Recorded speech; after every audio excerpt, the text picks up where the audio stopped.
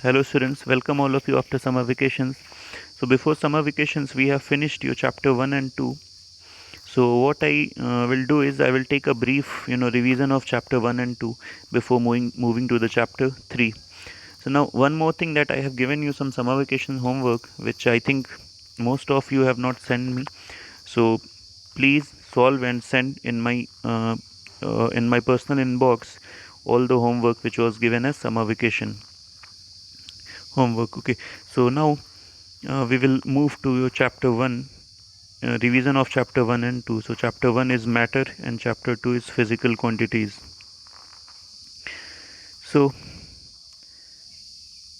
now your first topic, which is matter. So matter, the definition is written at the top, is anything that has some mass and covers some space. So this definition you have learned in the class 6.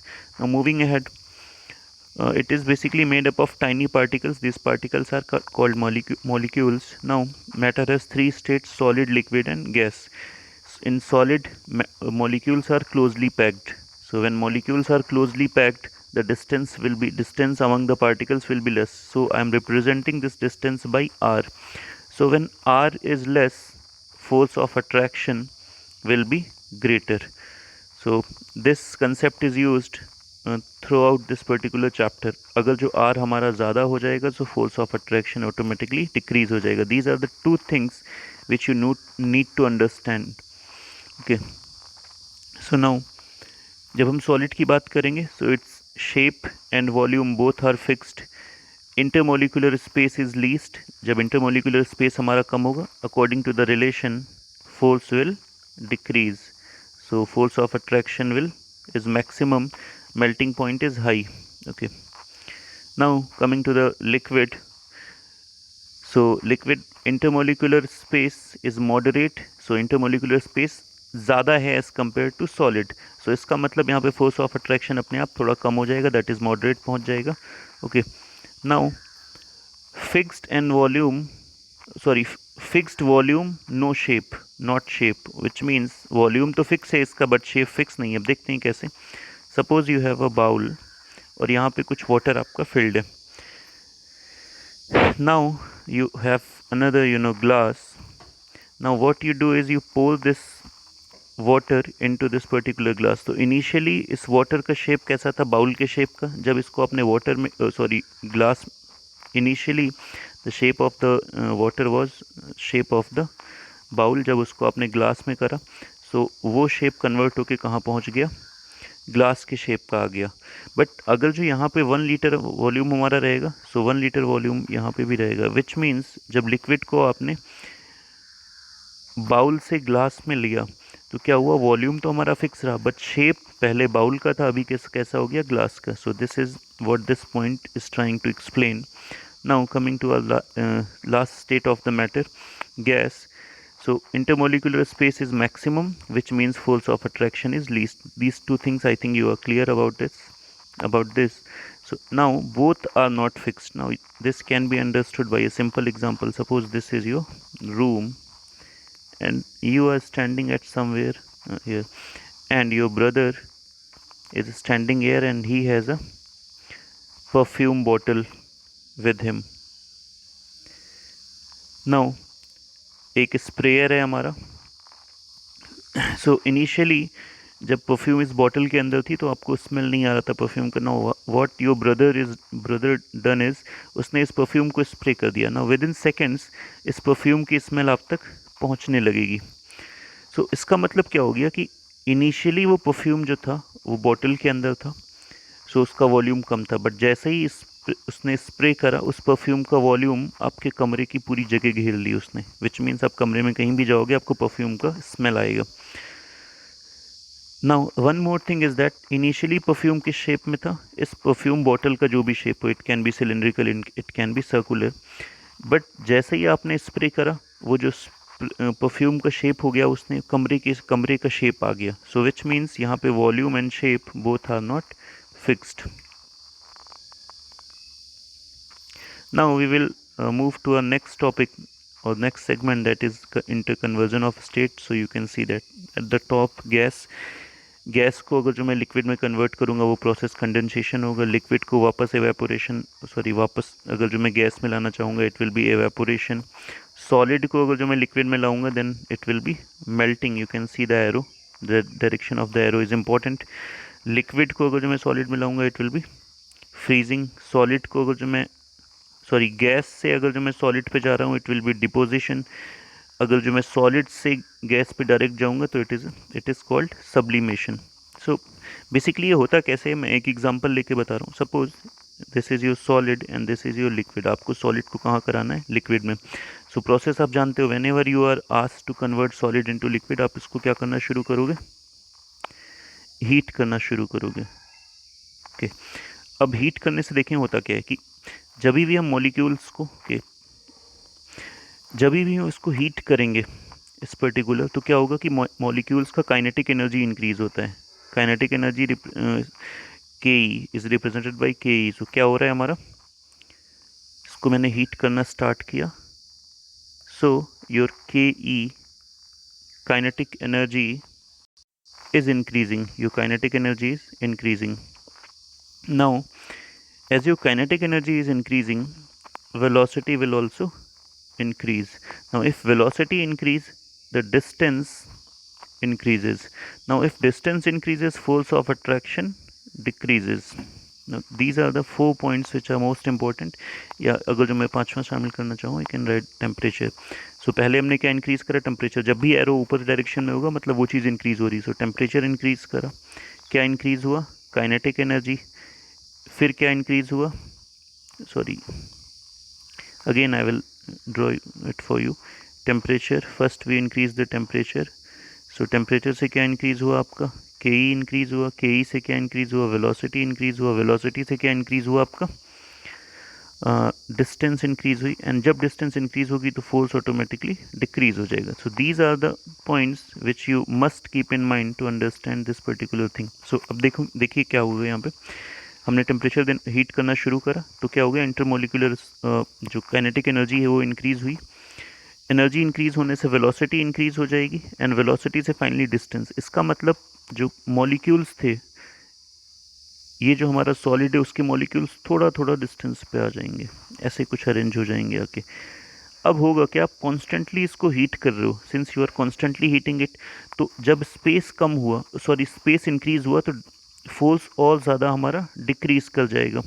Now when force is decreasing, so ये molecules हमारे थोड़ी और दूर पे आ जाएंगे, इस तरह कुछ। So finally your solid is converted into liquid. This is what is melting, called melting. So melting कैसे होती है, आई थिंक आपको क्लियर होगा। अगेन मैं एक बार रिपीट कर देता हूँ। आपने पहले इंक्रीज़ किया टेम्परेचर, टेम्परेचर से इंक्रीज़ हुआ काइनेटिक एनर्जी, इंक्रीज़ हुई काइनेटिक एनर्जी से इंक्रीज़ हुई वेलोसिटी, वेलोसिटी से इंक्रीज़ हुआ डिस्टेंस, एंड डिस्टेंस इंक्रीज़ होने से डिक्रीज़ हुआ फोर्स। और फाइनली वो जो लिक्विड सॉलिड पार्टिकल्स थे they can move freely, and ये प्रॉपर्टी किसकी होती है, हमारी लिक्विड की। So similarly you can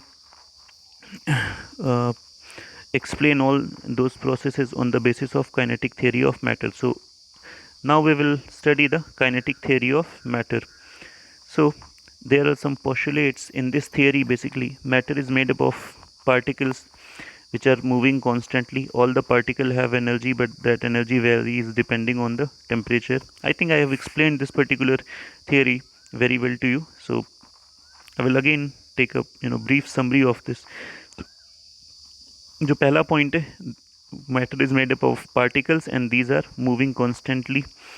second point क्या है कि जो हमारे पार्टिकल्स होते हैं they have some energy, and उनकी एनर्जी किस चीज़ पे डिपेंड करती है, largely depends upon the temperature. Other factors are also important but it largely depends upon the temperature.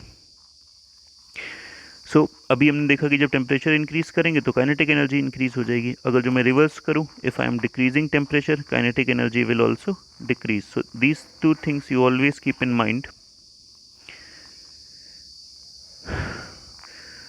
Now this point, a change in the phase may occur when the energy of the particle is changed. Energy of the particle means जब उनका temperature हम increase करेंगे या decrease करेंगे तो change of state हो सकता है. There are spaces between particles of matter the amount of empty space between the molecules get progressively larger as a sample of matter moves from solid to liquid. Okay, हाँ ये point basically show रहा था. So if these are your molecules, you can see that there is some space which is left. So this space is called intermolecular space, and ये intermolecular space solid से liquid में जाने पे increase हो जाएगा. This space will increase when we move from solid to liquid and liquid to gas. So अब होता क्या है कि जो okay, now suppose this is your solid, या मैं बात करूँ ये हमारा एल्यूमिनियम है. सो एल्यूमिनियम के पार्टिकल्स हैं हमारे. सो इन पार्टिकल्स के बीच में फोर्स ऑफ अट्रैक्शन लगेगा. सो इसको हम लोग बोलते हैं फोर्स ऑफ कोहेसन या cohesive force. This force is called cohesive force. तो कोहेसिव फोर्स का मतलब हो गया force of attraction among the same particles, same kinds of particles. अब हम बात करेंगे एडिसिव फोर्स की. सो सपोज ये हमारा एल्यूमिनियम था. एल्यूमिनियम के पास में हमने ग्लास रख दिया. ग्लास में भी पार्टिकल्स हमारे होंगे. सो ये पार्टिकल और ये ग्लास के पार्टिकल में जो फोर्स ऑफ अट्रैक्शन होगा उसको हम लोग क्या बोलेंगे? Adhesive force. So now with this we end up our chapter 1.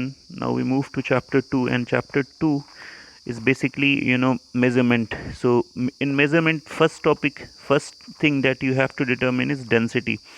So you know that density is defined as the ratio of mass and volume. So density is equals to mass upon volume. Now the unit of mass is kilogram and the unit of volume is meter cube. So density is given as kilogram per meter cube. ये हमारा SI system है. अगर जो हम CGS system की बात करेंगे सो वो हमारा ग्राम पर सेंटीमीटर क्यूब में आएगा.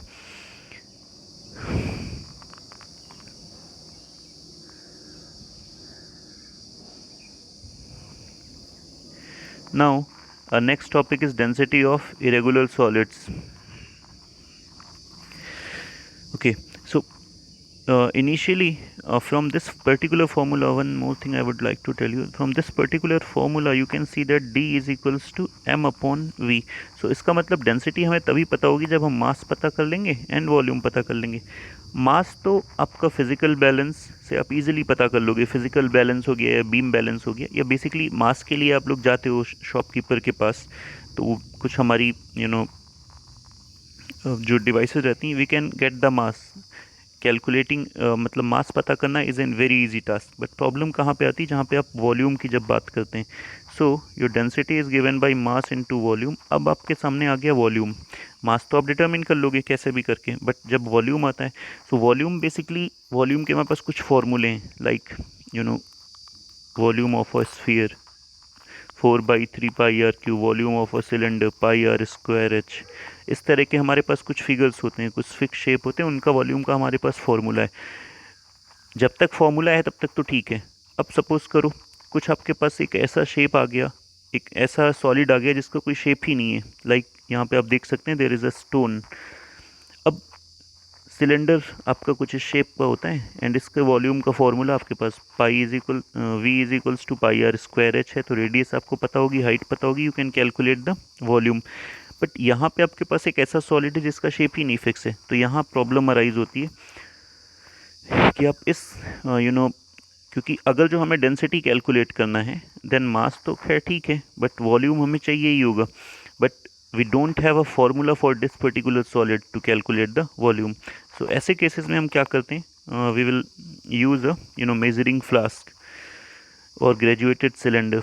So now this graduated cylinder is filled with water. So ये देखिए अब 50 ml तक हमने उसको वाटर से फिल कर दिया है.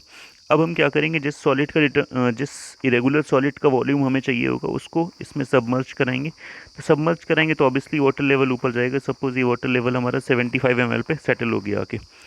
सो volume of the solid is equals to this V2. इस रीडिंग को मैं V2 बोलूँगा and this is your initial reading, so this is V1. So volume of the solid is equals to V2 minus V1.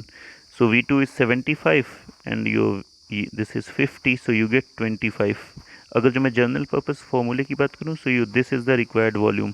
So now you have volume and you have density as well. So density is equals to m upon v2 minus v1. So irregular solid है, वो जो sink कर जा रहा है, उसके लिए हमारा डेंसिटी का फॉर्मूला चेंज होकर ये आ जाएगा. नाउ एक प्रॉब्लम और आएगी तब,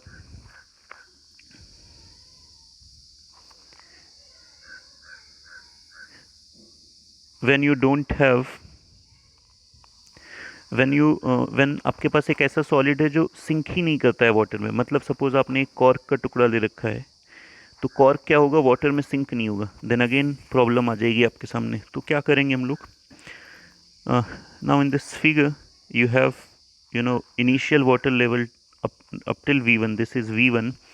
अब हमने क्या करा हुआ है, कॉर्क का टुकड़ा हमारे पास सपोज करिए इस तरह का कुछ है, and this cork can not be sinked into the water. So हम क्या करेंगे, एक सिंकर लेंगे, मतलब इस कॉर्क को किसी स्टोन के साथ टाई अप करके फिर उसमें सिंक कराएंगे. ओके, सो पहले हम क्या करेंगे, this is your initial volume v1. सो हम क्या करेंगे, पहले केवल वो जो सिंकर था हमारा, मतलब वो जो स्टोन था उसको हमने टाई अप करके उसे सिंक कराया. सो स्टोन को जब हमने सिंक कराया तो हमारा वॉल्यूम का लेवल कहाँ पहुँच गया, v2 पे. Okay, I think it is clear up till now. अब हम क्या करेंगे, स्टोन एंड प्लस कॉर्क, ये जो हमारे पास था कॉर्क, दोनों को एक रस्सी में बांधेंगे या किसी और धागे से बांध के दोनों को क्या करेंगे, इसी ग्रेजुएटेड बीकर में सबमर्ज कराएंगे. तो अब देखेंगे फाइनल वॉल्यूम हमारा कहाँ पहुँचता है जाके, v3 पे. सो दिस नाउ अब हमें किसका वॉल्यूम चाहिए, हमें किसकी डेंसिटी निकालनी है, हमें वो जो कॉर्क था उसकी डेंसिटी निकालनी थी. सो इसका मतलब वॉल्यूम भी हमें कॉर्क के टुकड़े का चाहिए. सो volume of the cork is given by v3 minus v2. Now we can easily calculate density. So density is equals to mass upon v3 minus v2. This is the required formula for the density. Now when we will discuss next topic, that is variation of density with temperature. Okay, so density is equals to mass upon volume.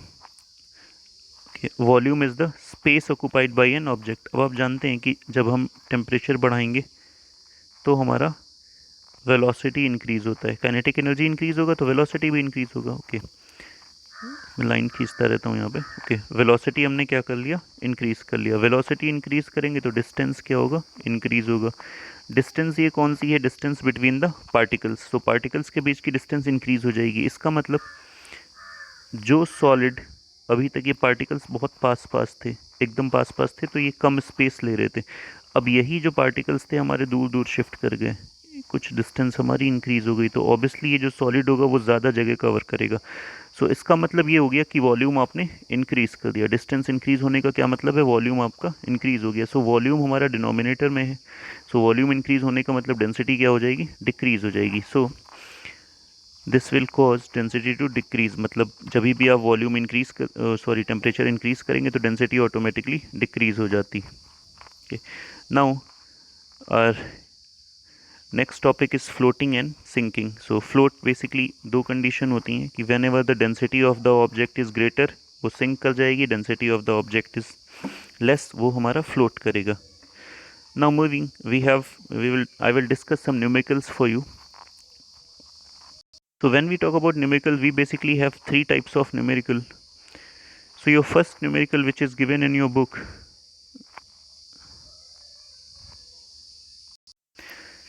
is your volume is given as 80 centimeter cube, mass is equals to 624 grams, and you have to determine the density. So density is equals to mass upon volume, and you can easily calculate the. Now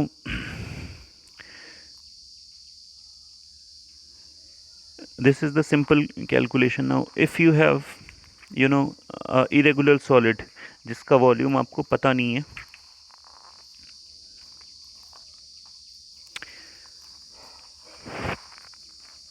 okay, so you have a irregular solid, your numerical number 8, you can see the question from the book. I don't have the questions. So उसमें जो solid है उसका मास आपको दिया है 84.2 grams, and जो initial level of water है that is given as 36 ml, and V2 is equals to 60 ml. So this is the final volume. So the volume for the you know uh, stone V2 minus V1. So V2 minus V1, 60 minus 36, so it will become 24. So your volume is equal to 24 ml. So density is equals to mass upon volume. Mass is 84.2 and volume is 24. So after you can solve this particular equation and you will get 3.5 gram per centimeter cube. So this is the answer. Now एक हमारा third type का जो numerical हमारे सामने आएगा, question number 9 of your book. Again you can see the question from the book. I'm not going to, I don't have the question book right now, so I don't know what actually the question is. M is equals to 12.5 gram. V1 initial reading आपको 24 centimetre cube दिया है, and V2 कितना दिया है 56 centimetre cube, and V3 is equals to 88 centimeter cube. Now what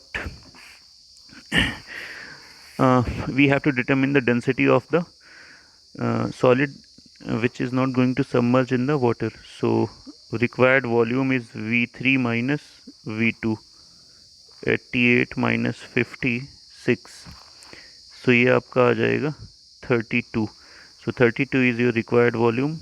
Now you can easily calculate the density by using m upon v. So m is 12.5 and v is 32, and with this you can solve the question. Now one more thing I would like to discuss. कभी कभी क्या होता है कि conversions आपके पास आ जाते हैं. एक question I can take the question number 7, जिसे मुझे थोड़ा सा explain करना है. Question number 7, the initial volume is given as 25 ml. So ml को जब हम सेंटीमीटर में कन्वर्ट करेंगे तो डायरेक्ट कन्वर्जन होता है, मतलब ml can directly be converted into centimetre without changing anything.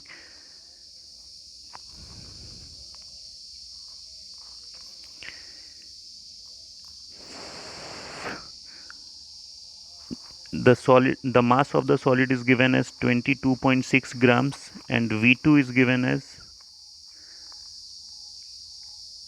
M2 is given as 43.8 grams. So अभी हम क्या कैलकुलेट करेंगे, मास. सो m is equals to 43.8 minus 22.6, we will get 21.2 grams. Now what we have to determine is density. So density is equals to mass upon volume. So mass is your 21.2 and volume is given as 25 ml, या 25 centimeter cube. Density is equals to 21.2 and 25. ये हमारा किस में रहेगा, ग्राम में, and ये किस में रहेगा, सेंटीमीटर क्यूब में. नाउ क्वेश्चन यहाँ पे प्रॉब्लम तब आएगी, क्वेश्चन में पूछा है कि you have to determine the density in the SI units. अब यहाँ पे थोड़ी प्रॉब्लम है हमारे सामने, बिकॉज ये जो है gram per centimetre cube, this is not your SI unit, this is your CGS unit. So gram को जब हम किलोग्राम में कन्वर्ट करना चाहेंगे, सो हमें पता है 21.2, इसको मैंने 1000 से डिवाइड कर दिया. Okay, so D is equals to 21.2 upon 1000. अब ये किस में आ जाएगा, किलोग्राम में. एंड 25 सेंटीमीटर क्यूब था, मतलब सेंटीमीटर 3 टाइम्स आया था. सो I will write 100 into 100 into 100. So now this 100 into 100 will go here. So what we have is density is equals to 21.2 into 100 into 100 and into 100 and divided by 25 into 1000. So we can cancel these zeros and this 4 times, so 40 into 21.2, whatever answer comes, it will be in kilogram per meter cube. Now we have a shortcut also. Suppose your density is 1 gram per centimeter cube, then 1 ग्राम को जब मैं 1000 से multiply कर दूंगा तो ये kilogram में आ जाएगा। इसका मतलब अगर जो डेंसिटी कभी 1.2 आपको दिया है ग्राम पर सेंटीमीटर क्यूब में, सो आप 1.2 को किससे मल्टीप्लाई कर दोगे, 1000 से, ये किस में कन्वर्ट हो जाएगा, किलोग्राम पर मीटर क्यूब में। So this is how you can convert directly, because ये सारा जो कैलकुलेशन मैंने करा, you can not perform this calculation every time. So now with this, I wind up this particular video hoping that you must have an understanding of this particular chapter. In the next video I will discuss chapter number 3.